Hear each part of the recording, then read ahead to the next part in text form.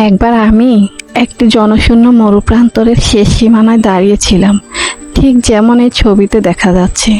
সামনে এক অন্তহীন পথ আর দিগন্তে ডুবে যাওয়া সূর্য।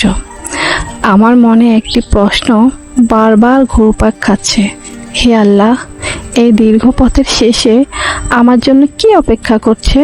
হঠাৎ আমি দূরে একটি অস্পষ্ট অবয়ব দেখতে পেলাম। কাছে গিয়ে দেখলাম এক বৃদ্ধ লোক নিবিষ্ট মনে একটি প্রদীপ জ্বালাচ্ছেন। আমি অবাক হয়ে জিজ্ঞেস করলাম, সূর্য তো ডুবে যাচ্ছে, চারপাশ আঁধার হয়ে আসছে, এই জনমানবহীন পথে কেন প্রদীপ জ্বালাচ্ছেন?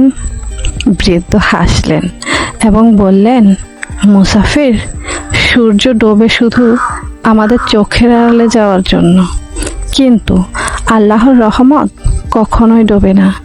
আমি এই আলো জ্বালাচ্ছি তাদের জন্য যারা অন্ধকার দেখে পথ চলতে ভয় পায়। আমি বুঝতে পারলাম জীবনটাও ঠিক এই স্কেচটির মতো।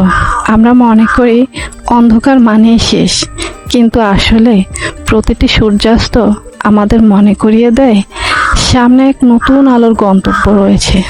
তাই পথ চলতে ভয় পাবেন না, কারণ আপনার প্রতিটি কদমে আল্লাহর অদৃশ্য আলো সাথে আছে।